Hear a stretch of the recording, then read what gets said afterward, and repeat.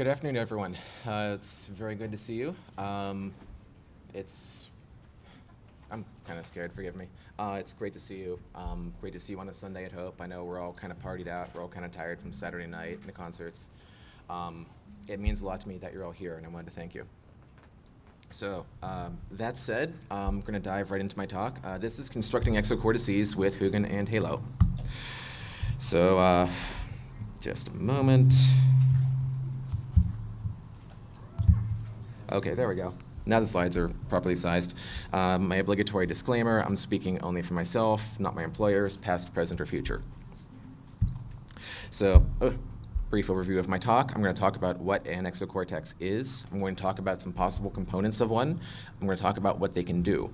I'm also going to go into one of the applications I built into my own exocortex that I use fairly heavily, which is a personal web archive. I'm going to describe how you can build one. I'm going to talk about the software you can use to build one. And I'm going to talk about how to interact with the framework used to build an exocortex. The framework is called Huginn. I'm going to show a simple agent network and a complex agent network. I'm going to show what the events that comprise the information inside the framework look like. Then I'm going to talk about the soft stuff, which is why I built an exocortex and what I do with it. I'm going to show a few of the agent networks that I use. Then I'm going to talk about what I get out of it and what you guys can get out of it. So let's move on. What is an exocortex? Well, of course, there's a Greek prefix exo, meaning outside or external to. The word exocortex was first postulated, or the concept of an exocortex, excuse me, was first postulated by Yeahsee Licklider in March of 1960 in a paper he wrote called Man-Computer Symbiosis. He said that an exocortex was either a hypothetical or a nascent additional cortex of the human brain situated outside of the organism, which would function in addition to the various lobes of the brain, like the frontal, the parietal, the occipital, the temporal lobe, et cetera, et cetera. He also said that an exocortex constituted an external information processing system which could provide additional cognitive capacity or abilities to the human mind, which are not yet directly connected to the human brain, but we're starting to get there. We've got TDCS, TMS, BrainGate, and these direct interface technologies are going to be developing in years to come, but I'm not going to touch on those. A couple years later, Benjamin Houston wrote that an exocortex would be an organ that resides outside of the brain that aids in high-level thinking. Ideally, there would be a symbiotic relationship between the user and the information processing infrastructure, where each complements and compensates for the shortcomings of the other. Ultimately, where the bits meet the hardware, an exocortex is a hardware and software construct which works in concert with the brain to extend its capabilities. So, some possible components of an exocortex. They're actually surprisingly common these days. We've got networked handheld devices like smartwatches and smart glasses. Pretty much everyone has a cell phone these days. So we've got cellular data service, Wi-Fi, and Bluetooth for interfacing devices, as well as accessing information storage services. There are information processing and storage capabilities, which are everything from notebook computers, netbook computers, laptops, all the way up to virtual machines and bare metal. Of course, there's security infrastructure like multi-factor authentication, protecting access to these assets, firewalls, IDSs, IPSs, enforced crypto, real-time response. You know the drill. And there is externally addressable mass storage, blogs, link collections, wikis, personal archives, file dumps, home directories. In short, it's your stuff. It's all of the information that you collect, you accumulate, you process, you go through later to draw conclusions, to come up with new ideas, and to implement those ideas. And of course, there is the software that hooks it all together. Lots of software. I'm trying to cut down a little bit of the feedback here. So, what can an exocortex do? Ultimately, whatever you design it to do. An exocortex's functional modules can monitor data feeds in real time and respond to them. They can manage some aspects of your finances. They can implement a personal search engine. They can manage and archive data on your behalf. They can monitor your infrastructure. And they can find things that are useful to you that you didn't know about previously. The application that I mentioned earlier is a personal web archive, and I've got it broken down, broadly speaking, into functional modules. The user interface front end is an instant messenger client that's running on both my smartphone and my desktop. The UI backend is a bot which is connected to the same XMPP server that stores requests in a message queue. Okay, I was trying to cut down the feedback. All right. The user interface backend is a bot connected to the same XMPP server that stores incoming requests in a message queue. There's a software agent that pulls that message queue every 60 seconds, configurable, looking for URLs, and when it finds a URL, it snips it out of the message and it downloads it. When it downloads the HTML, it renders that HTML into text, and then, I'm really sorry, and then uploads it into the archive application. The archive itself is an application that stores text very efficiently and presents it in a form that's easy to read later. It also makes it easy to edit pages, rename pages, and delete pages. I use a copy of Etherpad Lite with the REST API plugin for it. There's also a search engine which lets you search the archive for desired content later, because it's kind of worthless if you can't find all the stuff you have. And there's an eventing system which alerts the user when archival is complete or when a problem arises.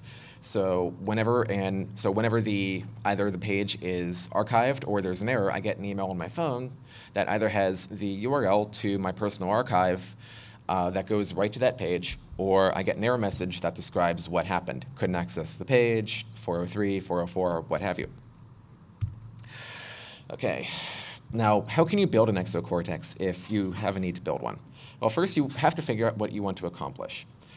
Do you want to just experiment with it? Do you want to build an archive? Do you want to experiment with machine learning? Do you want to build an automation system that plugs into different APIs? You want to have some idea of what you want to accomplish. Then stand up a server or two.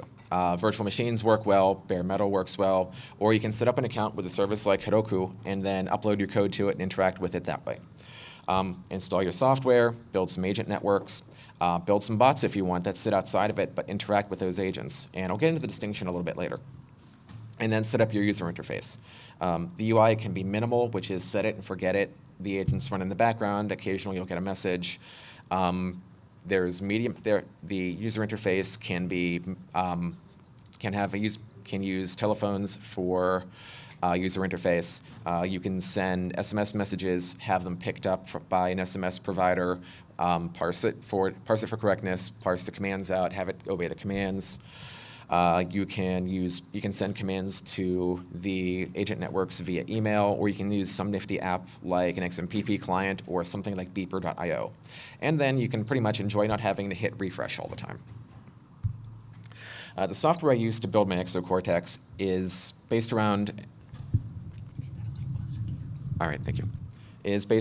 a software framework by Andrew Cantino called Huginn. It's a framework for building networks of autonomous agents that carry out tasks. It's written in Ruby, it uses Rails for the front end, and it has an event-based architecture internally. There are dozens of classes of agents that are optimized for carrying out specific tasks. External but plugged into Huginn is a lot of my own code, which is called Halo, which is a collection of bots that carry out more complex tasks that Huginn's event-based architecture isn't well suited for. The thing about the event-based architecture is it's very good for short turnaround time tasks. An event comes in, it's processed, it gets sent to another agent, that agent processes it, it gets sent to another agent, it gets processed, the output happens. The turnaround time for that is usually an order of a couple of seconds. Unfortunately, the Huginn framework isn't well suited for things like taking a rather large volume of text, running it through a text-to-speech synthesizer, then placing a voice-over IP call, playing the synthesized speech over the call, and then tearing everything down. But a bot that takes its cues from Huginn and is running external to the event scheduler is much more suited for that. So some of the bots that I built that comprise Halo, speech synthesis, voice over IP client, integration with other external applications. I wrote interfaces for Etherpad Lite. I wrote interfaces for GPS receivers and mapping software. I also wrote a fair amount of software that interfaces with search engines. There are different ways to interact with Huginn. Of all of the agents, there there are basically three classes of agent: input, processing, and output. To interact with Huginn, there are a fair amount of input agents. There's a webhook agent, which basically you give it the URL of a webhook, you give it an API key, it pulls events out, packages those events, and sends them on. It can read from and write to MQTT message queues that it's subscribed to. There's a website agent which lets you interact with other websites and APIs, and there are also many different agents for specific services like Trello, Weather Underground, a couple of flight booking services, things like that. And there is also an agent which is disabled by default, which lets you run shell commands local to the box Huginn is running on. So it will spawn a shell, it'll run a script or a command or something, capture standard out and standard error, package those as an event, and put them into the internal event queue. The output agents are pretty straightforward. There's the MQTT agent, of course. There are a couple of agent classes which interact with other websites and APIs. There's also a post agent which lets you make arbitrary HTTP requests of arbitrary sites, so get, put, delete, head, stuff like that. And there is a data output agent which sets up a custom RSS feed or a custom REST API, which emits JSON. This is probably one of the simplest agent networks that you can build in an Exocortex. Here's an RSS agent which expects its RSS feed to change every 5 days. The clean flag basically tells the XML parser inside of the agent, assume that this is well-formed and well-formatted XML. If you start getting errors, you toggle that to true, and it'll do its best to clean up the XML and then pull events out of it. And then here's the URL of the RSS feed to pull on some schedule. So 2600.com/rss.xml.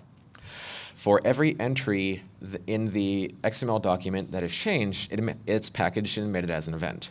And each of those events is sent to an email agent, which, as the name implies, constructs SMTP messages.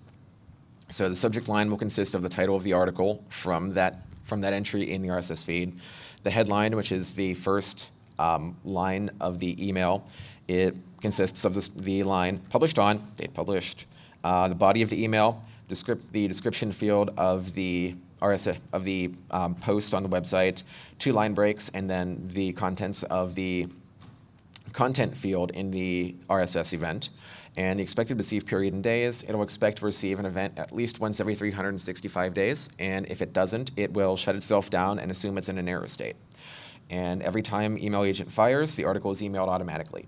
By default, it goes to an email address that's configured in Huginn's .env file. It's the system configuration file. But you can also give it an arbitrary list of email addresses to send events to. Now here's a more complex agent design. I could show you the source code for it, but it would span probably 20 slides because it's pretty involved. But at a high level, here's what it consists of. There's an RSS agent which pulls the RSS feed for the DNA Lounge archive on archive.org. The DNA Lounge in San Francisco makes available for a certain period of time downloadable MP3s of all of the concerts and club nights they hold. And there's a small collective in San Francisco that downloads those MP3s and uploads them to the Internet Archive, and that collection has its own RSS feed. So I have an RSS agent that pulls that RSS feed every 24 hours. And then it sends the events from that RSS feed to a couple of trigger agents, which look for specific keywords in the title field. So I look for Information Society concerts, Crew Shadows concerts, Anamanaguchi concerts, and Turbo Drive, which is a club night I think they don't have often enough, but it's not about that. There are a couple of RSS agents which also pull the Internet Archive's HackerCon collection, the Infocom Cabinet collection, which is their archive of Curiosa and ephemera from the game company Infocom, and the Internet Archive's National Security Archive, which I highly recommend. The events from those 3 RSS agents get sent through a number of trigger agents, of which I've listed just a few here, which look for another specific set of keywords. For example, COINTELPRO, Hack, and Freak. All of these events then get sent through a deduplication agent, which has a memory of a fixed size of events, and every time an event reaches it, it goes back through its memory to see if it's ever seen it before. I deduplicate based upon the human readable message written by the trigger agents, I could just as easily deduplicate based on the globally unique ID in the ID field of the RSS event, but it's easier to deduplicate on the human readable message. And everything that makes it through the deduplication phase gets emailed. So I get a direct link to download whatever just hit one of those archives. This is what one of the events looks like. It's a pretty standard JSON document, and this is from an RSS agent. So I've had to cut it down by about 30 lines, but I think you get the gist of what it looks like. Date published, last updated. Those are timestamps in 2 different formats. So depending on what you want to do with them, you'll pick one or the other. The specific URL of the article, the description of the article, which is basically the bit above the fold in the content management system. Content is the entire article from the content management system. The title of the article, authors is a JSON array of strings where each string is the byline of one of the authors, and categories is a JSON array of strings where each string is one of the categories the CMS uses to manage articles. Okay, so now you're probably wondering why I built an Exocortex to do all this crazy stuff. Well, it didn't start out as a unified project or even a personal tool. It was my I want to learn about foo project when I started college, where foo was C or Perl or Python, or how do I make HTTP requests, how do I parse HTML, how do I programmatically recognize and sort text, stuff like that. It was also a manifestation of my, hey, I'm not on dial-up syndrome, because I discovered the joys of Ethernet in the comp sci dorm. This meant that I had constant access to the net and all the information sources on it, which also meant that I didn't have enough time to keep up with everything. I became something of an information junkie. So I started writing bots that would pull all the stuff that I kept reading in between classes, and it would filter it based upon what I was interested in, and I would get an email every couple of hours with a digest of what popped up. And keep in mind that RSS wasn't invented until 1999, and the Atom spec didn't make it big until about 2 years later. So years went by, and I kept rewriting my code, and I kept having to modify it because the net changes, and it eventually mutated into this unmaintainable, shoggoth of hacks, and eventually, to stand up one new bot, I was having to do substantial rewrites to an entire bot. So I started writing my own framework to re-implement all of these agents and make them easier to maintain. I got a proof of concept going, and I showed it to some of my coworkers. And my coworker said, hey, there's this thing called Huginn written by Andrew Cantino. Why don't you take a look at it? So I took a look at it and realized in about 60 seconds that it did way more than my weekends of hacking did. So I scrapped my own code base and ported all of my stuff over to Huginn in an afternoon. And I started building on top of Huginn, and I've been using it ever since. I see no reason to reinvent the wheel if somebody has already written a wheel that is way better than anything I can do. What I can do, however, is I can build on top of it, I can extend it, I can try to add new stuff to it, I can try to make it more useful. I started writing bots that were external to Huginn because I also ran into some of Huginn's functional limits. So what do I do with my Exocortex? I tend to name my agent networks and bots so I can keep them straight in my head. I try to make them, if not thematically relevant, then at least somewhat catchy. So for example, Antigone, whenever I send Antigone a URL, it submits that URL to a bunch of independent search engines that rely, at least in part, on user interactions.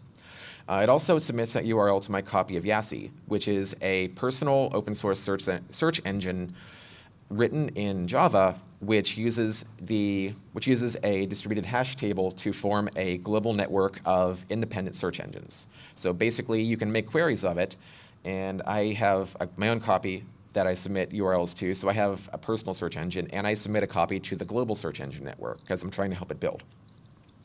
Jackhammer, it implements my personal web archive.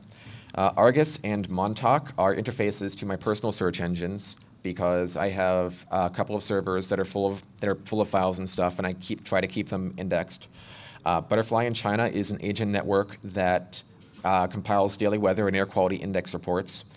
Cherry Bomb monitors police, fire, and EMS radio dispatch networks for statistically unusual spikes in listenership.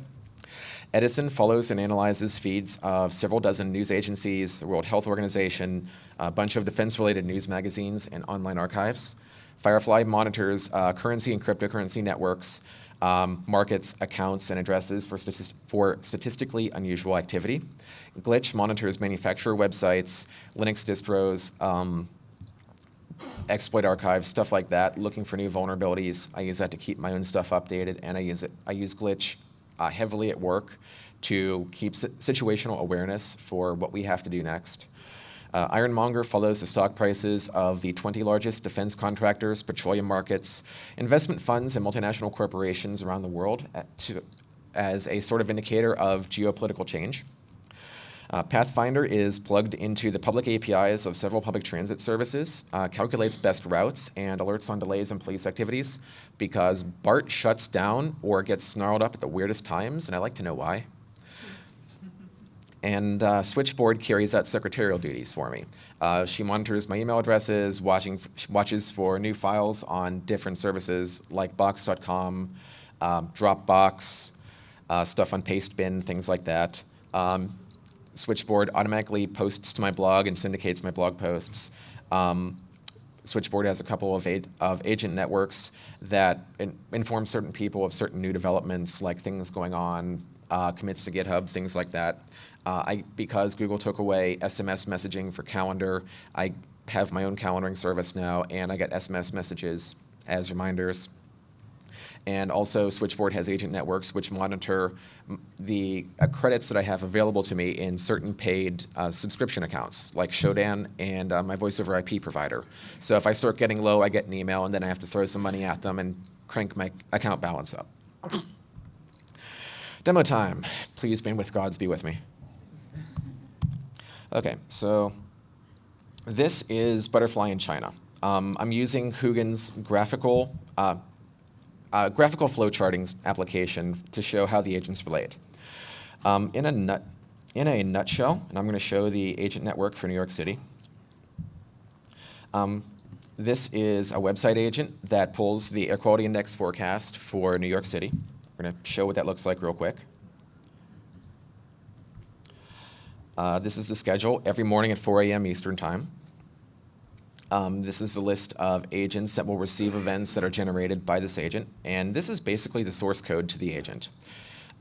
This particular agent expects an update to show up every 7 days. This is the URL that it pulls data from, airnowapi.org, which basically provides an API of air quality indexes. Here's the forecast, zip code, asks for JSON, asks for the forecast for the area code 10001 and a distance of 25 kilometers. And there is a liquid templating tag here for my API key. You email them, they'll give you an API key. They just ask you not to abuse the service. Surprising number of places are like that. If you email them and ask very nicely for an API key, they'll just give it to you. They might ask you to make fewer than 1,000 or 10,000 requests an hour, but that's not difficult.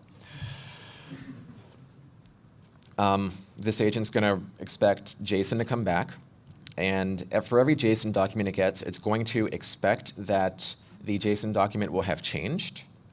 If it hasn't changed, it'll just throw the event away and go to sleep. But if it has changed, it will parse the JSON document, and it will use JSON paths to pick out two of the entries, which is the AQI, which is a numerical value, and what that numerical value corresponds to as an English word. And it'll pack them into the variables AQI and summary, respectively. And it will pass copies of that event on to 4 other agents, which are trigger agents. And basically, they parse the event looking for something very specific. And I'll show what one of those looks like. Whenever a trigger agent receives an event, it runs. You don't schedule them. And basically, it expects to receive an event every 7 days. It will not keep the event, so after it's parsed it and made a determination, it'll throw it away. That helps save room in the database. And the rules that it matches against are, it looks at the value of the variable AQI in the event, and if it is greater than 101, and if it is less than or equal to 150, it will form the message. Today's air quality forecast is value of the variable summary, actual actual AQI value is the value of AQI. The AQI is unhealthy today. Be extremely careful. Have your inhaler on you. This goes into an event formatting agent, which basically takes events and makes another event by putting together bits and pieces of other events. And this one's really simple. Take the value of message from whatever event it receives, copy the value into another value called message, and throw it down a chain. And there is another agent sitting over here which only gets weather forecasts. This pulls. Okay, this is Weather Agent.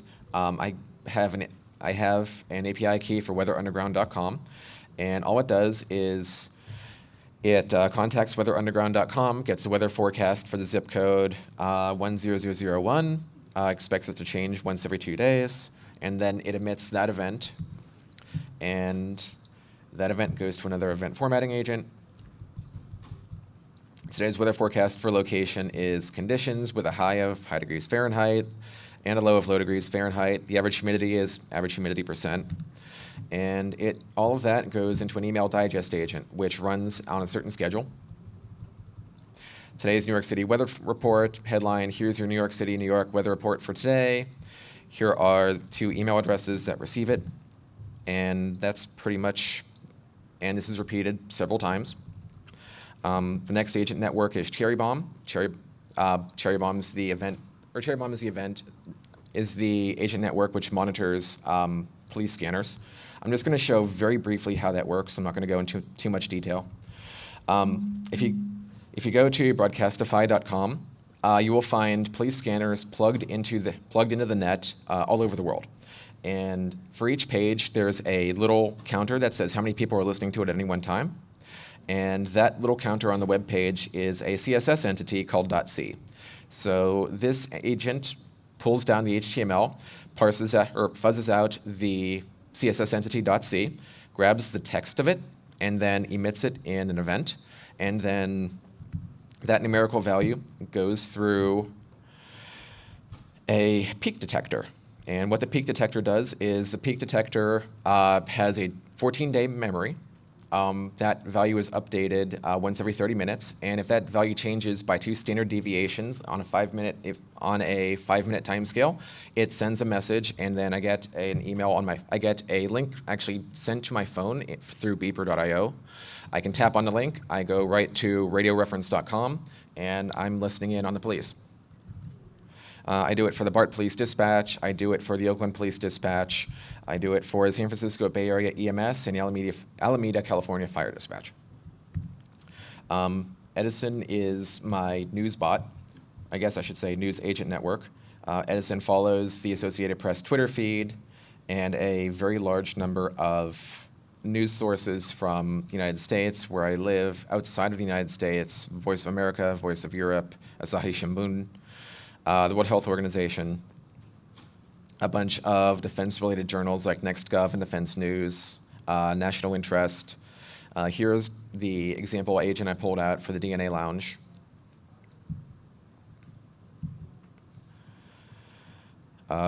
The Blacklisted 411 collection, the archive.org's Mapping the Internet data set, which is kind of fun to poke around in sometimes. The archive.org's HackerCons collection. They have an extensive collection of media from pretty much every HackerCon that's ever been held. I highly recommend it. Defense One is another defense-related magazine, and Electrospace.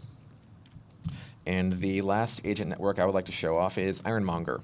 Ironmonger pulls stock ticker information for defense contractors. Here's the OPEC crude oil reference basket price, RDSA, HOKCY.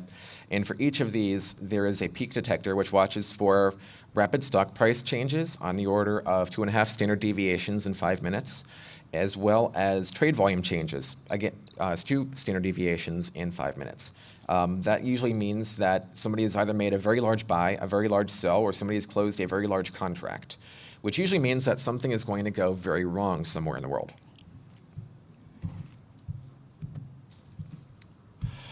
Okay, so what do I get out of this? Because I'm a self-admitted information junkie, but I admit it.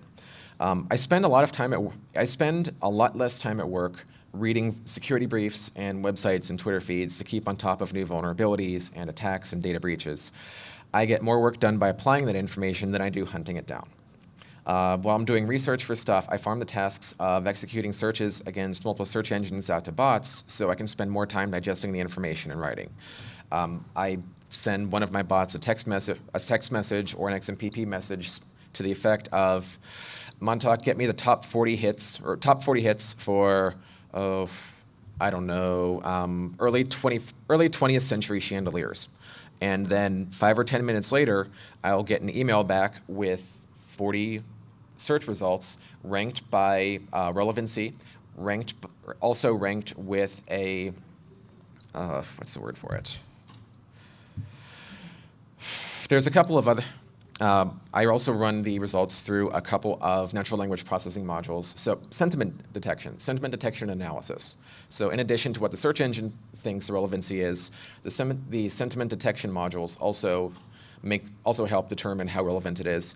And then I'm writing, okay, that looks interesting, click, open it up in a new tab in a new window, go back to writing. I don't have to spend the time grinding up searching for the data myself. Some of the grinding up is done for me. I find out about new and interesting stuff without having to spend hours a day browsing dozens of sites. I get email digests with links that I scan whenever I have a free moment, and I filter out stuff that's not interesting whenever I go back and tinker with code because I tinker with code. I also have a framework for experimenting with stuff in a new way. Because it's really easy to get information into and out of Huginn in the form of RSS feeds and custom REST APIs, I've been wanting to experiment with neural networks and machine learning systems. So I've got kind of a crazy idea. Oop. Turn the screen back on. Come on. There we go. I got the idea from reading an article written by the guy who wrote a machine learning system that would analyze posts on Hacker News to determine what might or might not be interesting to him. And it caused some amount of controversy on Hacker News, so I think I'd like to try it myself. It also means that even though I'm an info junkie, I get to spend more time with my family, I get to spend more time hacking, and I get to spend more time enjoying myself. So now, what can you get out of it? This was a trickier question to answer when I was writing these slides, so I thought about it a lot. Of course, there's news and social network monitoring for whatever interests you and use cases that you happen to have, like keeping an eye out for data breaches, the next mass or death or terrorist strike.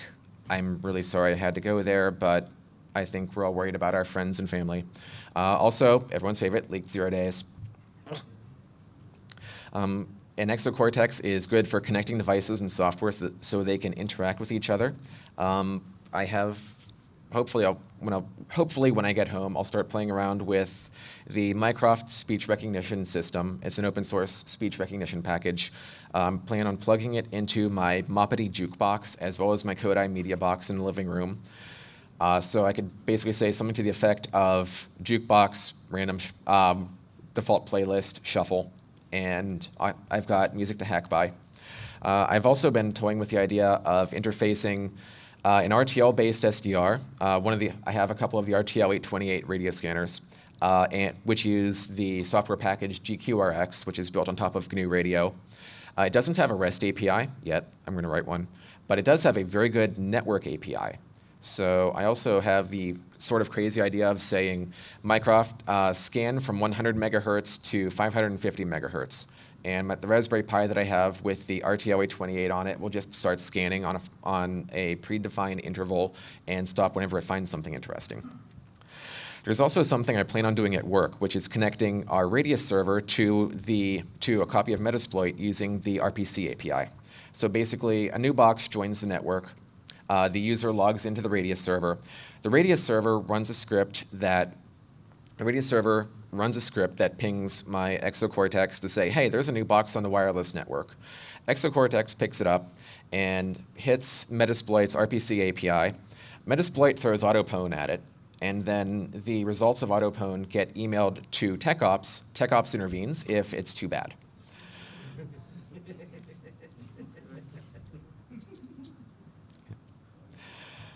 Also, I use Exocortex to interact with cryptocurrency networks. It's very easy for someone to plug a copy of Huginn into pretty much any Bitcoin, Litecoin, or any other coin gateway do puts and gets on the order book.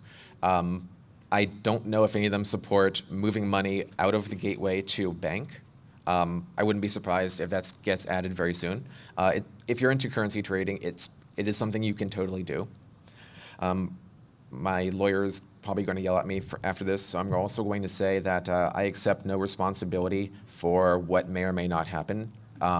You flip currency at your own risk.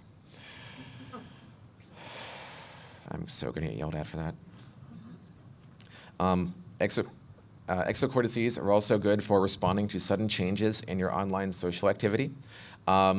If you suddenly stop posting for some reason, or if you post something, or if you post certain things at certain times, or just post certain things at all, you can set up Exocortex to respond in pretty much whatever way you want. It could be a distress call, it could be texting your lawyer, it could be for all the people on this list, text them a copy of the National Lawyers Guild phone number, stuff like that.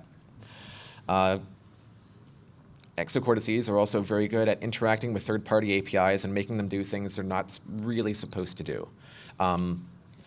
Everybody's played with Google Maps mashups, stuff like the Fukushima map, I think it was the Thor Networks DDoS map before that went offline. But think about doing not a map mashup, but a mashup with Halo's speech synthesizer, the Trello agent to place to send text messages, the voice over IP bot to send phone number, or to create and place phone calls via voice over IP, an RTL 828 radio scanner, which is constantly scanning police bands, as well as some code to detect whenever listenership spikes. So whenever listenership spikes, the radio scanner tunes to that frequency, records 3 minutes, throws it over to the voice over IP box. It just starts calling people and playing it back because they're in that general location and they need to know what's going on. And I think are there any comments or questions?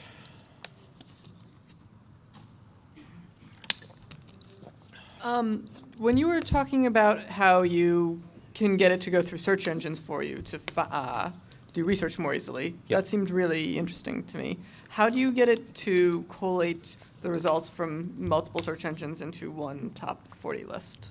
Okay, so what I used to do was an early version of the search engine bot had a configuration file which specified what search engines were in it, as well as what. Okay, it would then download the HTML, and it would pull out all of the URLs in the HTML and then sort them, and then for each search engine, the configuration file was what links to filter out because they would be links to go back to the home page or stuff like that. And then I stopped doing that because it got way too difficult to maintain. So I stood up a copy of Cirx. It's by Eskimo. It's spelled SEARX. It's an open source front end to search engines, and it also has a really good JSON API. So basically, that search request gets routed to the Cirx search API. Cirx simultaneously searches all of the search engines it's configured for, and I have it configured for 40 different search engines.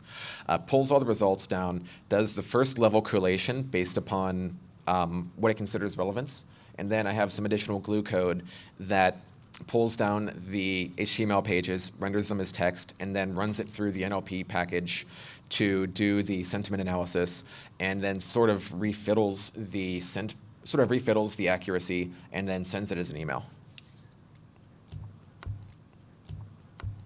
Hi, so your system plugs into a lot of different APIs, a lot of different external things. How are you handling errors in those systems? So the errors so for the agents that are built into Huginn, it has its own really good error handling. It's usually stuff like, I'll give you an example. For the Twitter agent, it'll send back, "Hey, you got error 420." If you've ever used Twitter's API, if you go over your rate allotment, they will hit you with an error 420, enhance your calm, which basically means you have to wait for an hour. Do you have an example of a really good use case like this, like substantially helped you in something? Or The two substantial use cases that I've had for this were the search engine bot, because I find that I do more and more writing précis and analyses at work, which means I have to do research. Also, the agent network switchboard, because I wrote switchboard to specifically manage parts of my life I don't have time to anymore. So even though I've got a bunch of email addresses for work, personal stuff, all that, I don't have time to go through it, even though I've pared it down as far as I can. So I look for the really important stuff, the really important people, and I get a message on my phone saying, hey, this person contacted you. And I know that if I'm getting a notification that says, hey, this person contacted you, this is really high priority, I have to get to it. Because otherwise I will just not respond. I'll forget to, and it goes to the bottom of the stack, and then I find myself apologizing a lot later. Lifestyle management. Are there any hooks for to-dos or project management inside of your Exocortex? My to-dos are generally part of my calendar, and the way that I manage that is I just put events in my calendar, and Switchboard hits the ICS feed, and then whenever it starts coming up, I start getting text messages on it. Project management, no. I've been considering it. I don't do a whole lot of project management. I don't actually know how to do it. So, well, I don't. So I don't know at this time what would go into it. I can carefully speculate and say that if a project management package had an API of some kind, specifically a web-based API, REST would be great, but it doesn't have to be. It would be fairly easy to write an agent network that would pull the API to pull events out of it, process it, and then make requests back to the API to update the events that it pulled out originally. The specifics of it would be it would be application specific, but it would definitely be possible. Hi, thanks for the talk. So, do you use any semantic web technologies? I know you talked about RSS a lot. I know it is integrated with semantic web in some ways, but does it actually affect your whole infrastructure at all? No. I keep running across stuff about the semantic web, but the information sources I use don't seem to use them at all. It's kind of odd. RSS, as far as RSS is concerned, in the context of semantic web, it's a user interface. That I don't see it or treat it as really anything else. You mentioned your personal search engine. I wondered if you could expand a little more on some of the tools and techniques you're using for the indexing and searching your own files. Okay, so there is an open source search engine called Yeahsee, Y-A-C-Y. The homepage for it is yacy.de, and it is an open source distributed search engine.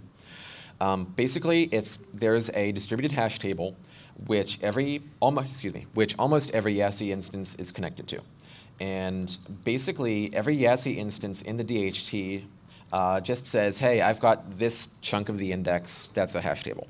And what people do is people make search requests of it to see if something's been indexed by Yeahsee. And whatever node that they query first checks its own index to see if it's been spidered.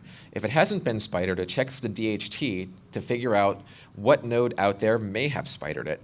And then if it finds a match, it relays the search request to that particular node in the DHT, and if that particular node has indexed it, it sends the search request back to the node that the user contacted, and the user gets the search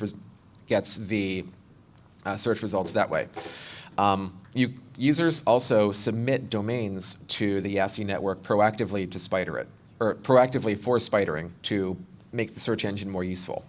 Now, you can also set up a Yeahsee node in what is called Caruso mode, which is it doesn't interact with the Yeahsee network. It's entirely isolated, but it's still a fully functional search engine, and it still presents the XML and JSON APIs for interacting with it, not only for making search requests, but for making requests to submit URLs for indexing. I do both. I have a personal one for stuff that's just of interest to me, because it's also my way of keeping track of stuff I've been looking up. Also, to be a good citizen of the net, I also submit URLs for spidering to the Yeahsee network to help make it more effective for everyone else out there. It's now the front end to the other search engines I use. I decided to go with Cirx just because I got tired of having to rewrite my search engine parser every couple of weeks. I'd rather just have a cron job, do a git pull, and then update the copy of Cirx, restart it, and just hit the ground running. Hi, did you have to do anything to secure this system, and did you have any security concerns when you were setting it up? My security concerns are paranoia, because functionally speaking, this is a big part of who I am and what I do. If you go digging around in someone's Exocortex, you're going to find out a lot about them. So there are serious privacy implications to people getting access to it, who probably should not have access to it. I've built multiple layers of security in. All of my stuff requires API keys. Everything, even the stuff that listens on the loopback interface only. The code it's hard coded to listen on the loopback interface, so you would have to physically compromise the machine to get into it. I don't put all of my eggs in one basket. I have multiple servers around the world. Some are virtual, some are physical. They don't all have copies of the same thing. Everything is backed up every couple of hours. All the backups are encrypted. All the backups are downloaded and taken offline to a removable drive. Yeah, I am that paranoid. Just in case. Unfortunately, I do log certain things because occasionally because I always tinker with stuff and bugs do crop up, so I do have to go through and debug it, and having the option of logging really helps with that. For a while, I tried to go the I don't log anything route, but then when I started running into weird interactions and weird errors, I kept having to go back, okay, I'm going to copy and paste the configuration for the logger module in, and then logger.debug, blah, blah, blah. Or I could just leave it in and then turn it all the way down and only turn it up as I need to. Everything is encrypted by default. I also have multiple layers of authentication, different usernames, different passwords, separate databases in the database servers, separate service accounts in the database, separate backup service accounts in databases which are specific to those databases. Also operating system diversity. So you have a very well-defined system of all the different aspects. Have you thought about creating it as modules to share out with other people to help them create theirs? I have indeed. So I have a GitHub repository that I'm going to post a link to, or I should actually say Switchboard is going to post a link to in a couple of days, which has the source code to a bunch of agent networks for Huginn. So basically, you can import them into Huginn, and as long as you have the API key for weatherunderground.com, they'll all come up. They'll all start running. You can look at them. You can play with them. You can tinker with them, and you can use them to learn how to build your own agent networks. Also, the Halo, all of those bots are in their own GitHub repository, and actually, there's going to be a link to that. Actually, there was a link to the repository in an earlier slide. Yep, here's the link to the repository for Huginn by Andrew Cantino. Hi, Andrew. And down here is a link to the GitHub repository for Halo, which is all of my bots. And I'm trying to document my bots as well as I can so other people can stand them up, they can look at the code, they can tinker with them, submit patches, make pull requests, open bugs, and contribute more bots to it, because I really want to see this technology take off as a personal technology. Also, my slides will go up on Monday or Tuesday, so my slides are an HTML page, so you can just click on it, you'll go right to it. Awesome. Now, personally, how do you manage all the notifications? Yeah, that took some fine-tuning. So the lowest priority stuff are digest messages. So those digests get sent every couple of hours, and I might look at those if I'm standing in line bored or something. The next level of priority up are individual emails. So if I get an email, then that's something that I should probably pay closer attention to. And that's usually stuff coming out of Ironmonger. The next level of severity up, or sensitivity, severity, is stuff that comes from beeper.io, which is basically, it's sort of kind of like text messaging, but not. And it's things like interesting stuff that crops up on Twitter or things like that. Cryptocurrency network notifications. The next level of severity up from that is actual SMS or MMS text messages. And the next level of severity up from that are getting phone calls from the voice over IP bot. Because if something made it all the way up to text is being turned into speech, which is then being placed over a voice over IP network, then I really have to see to that. I also have some stuff built into my Exocortex that calls up other people just in case. Those are usually health-related stuff. So UI designer here, so more the behavior aspect of it. The way that I see it, you have a circle of advisors that is like either digest or triggers that come at you and reduce your anxiety because you're a news junkie. Got it. Do you have any case of some part of information that didn't come true that you already had an intuition of like, this is missing, and when it arrives, it's kind of, you know what I mean? It's like you're trying to get to a certain, trying to control a situation, and some information that's supposed to come didn't, but you already had the intuition that it should? If I'm understanding you correctly, do things occasionally come across my Exocortex that seem fishy or not complete? No, it's never complete. I'm It's never saying that complete. if you can learn, get an intuition out of it, Yeah. it goes both ways, right? Yeah, a lot of that is information security related, stuff like vulnerabilities, data breaches, rumors of corporations being compromised, stuff like that. Sometimes it makes sense, sometimes it doesn't. Some of the political and geopolitical analysis stuff, I don't take it as perfect, but I do take it under advisement. For what it's worth, the geopolitical analysis stuff is, I'm very relieved when it winds up not being true. And if nothing else, it's let me build a much better bullshit detector for interacting with the world personally. Hi there, thank you for your talk. Have you developed or have you had any sense of anxiety over losing agency over part of this now externalized part of your personality or part of your affordances? No.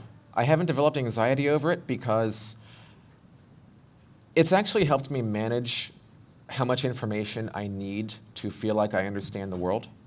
And I don't have to do it personally now. I don't have to run around like a chicken with my head cut off, punching F5 every 5 minutes to see if something new has come up. But I mean, are you, I apologize.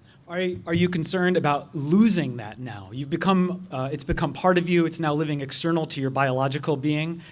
Those are giving you certain types of abilities, and if those are stripped from you, or if they break and you no longer have access to them, does that present you with any sense of anxiety, like losing those abilities? Okay. It does give me a certain sense of anxiety, and the way that I manage that is I try to go on media fasts about 3 days a week. So basically, there's a scheduler agent, which basically controls whether or not agents run or not. And the reason I have those schedulers in place is once 5 o'clock on Friday comes around, I'm shutting down. That's it. I go offline, I spend it with my family, and then it's only the highest priority stuff that gets evented on. And that's work, and that is family-related stuff. But otherwise, I'm offline, I'm spending time with my family, I'm hacking for fun, I'm watching TV, I'm doing other stuff. Also, to manage that sort of anxiety, because it is a very real risk, it's helped me focusing on my health, going to the gym, stuff like that, and then losing myself in a workout with my headphones on for 2 hours. So yes, but. I just had a real quick question for you. Yeah. About how large would you say the infrastructure for that is? Maybe like an estimate of nodes or hardware and virtual machines? And are you using any sort of config management on them? Okay, so I will carefully say between 6 and a dozen machines, virtual and physical. Each of them has anywhere from 40 gigabytes of storage to 40 terabytes of storage. No links slower than 100 megabits. Anywhere from 64 to 256 gigabytes of RAM. And as for configuration management, I'm sorry to say that they're all more or less bespoke, but I try to keep that under control with basically I check out the appropriate Git repository, and then everything has a shell script to start it up, and then I have a custom, if it's an BSD style init script, and if it's a BSD style system, then I have BSD style init scripts. Otherwise, I have custom .screenrc files that I run screen-l. Everything comes up all at once, and then not only can I monitor it if I SSH in, but everything's started and everything's managed. Great, thank you. And I am out of time. Thank you very much, everyone.